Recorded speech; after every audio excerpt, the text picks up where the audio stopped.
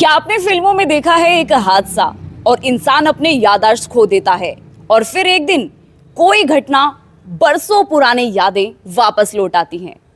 सुनने में फिल्मी लगता है, लेकिन हिमाचल के सिरमौर में यही कहानी हकीकत बनी है। हिमाचल जिले के सोन क्षेत्र का नाड़ी गांव।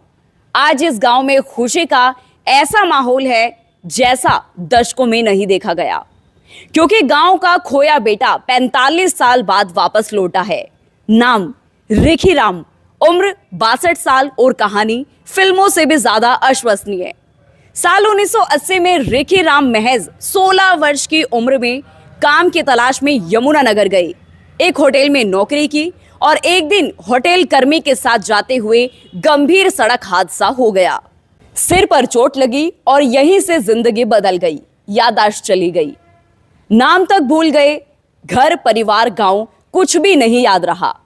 उनके साथी ने ही उनको नया नाम दिया, रवि चौधरी, और रिखी राम ने उसी नाम के साथ नई जिंदगी शुरू कर दी। पहले मुंबई के दादर में काम किया, फिर नांदेड़ के एक कॉलेज में नौकरी की। साल 1994 में शादी भी कर ली और अब 2 बेटियां, 1 बेटा भी है। सब कुछ रवि चौधरी के साथ ही जुड़ा है। पुरानी जिंदगी जैसे कभी थी ही नहीं। लेकिन किस्मत का पहिया 45 साल बाद घूमा।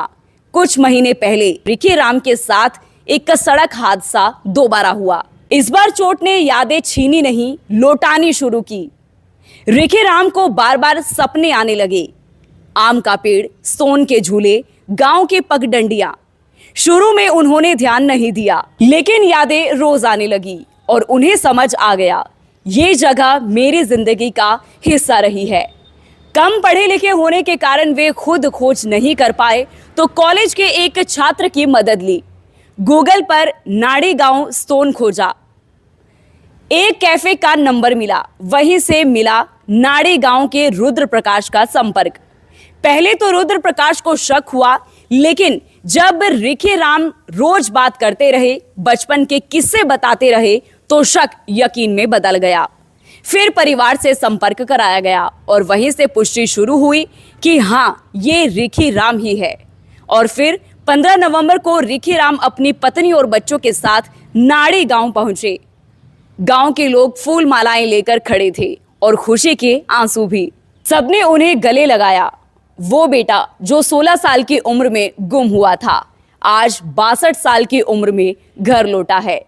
ये सिर्फ एक वापसी नहीं, ये उम्मीद है कि किस्मत चाहे जितनी दूर ले जाए, घर का रास्ता खोता नहीं।